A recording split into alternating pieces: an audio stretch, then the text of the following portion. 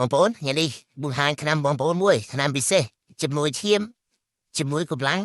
បើឈាមបើកម្លាំងនិយាយរួមទៅខាងជំនួយទៅសាយទៅសូងជាមួយកម្លាំងនេះគេហៅដើមប្រក់ហើយនេះវាប្រប្រាជាឆ្នាំទឹកនោមបែមក៏បានដែរបងប្អូនគ្រូតម្រងនោមក៏ត្រូវដែរពុំទេឬក៏កលៀនអីក៏ត្រូវដែរ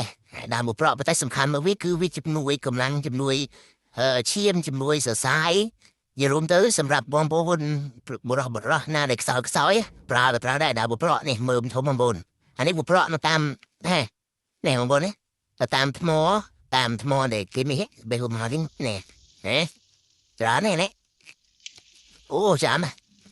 តែđâyប្រមូលយូរទៅអស់រដងយូរប្រក់អ៊ីនដ្រូនំភ្លុំពេលឥឡូវនេះនឹងព្រៃកន្លែងនេះក៏មានដែរនេះសត្វតែឆ្នាំបែបធម្មជាតិព្រោះរបងប្អូននេះច្រើនណាស់ហើយមើលវាឆ្ងាញ់ណាវាមានជាតិចាប់ជូ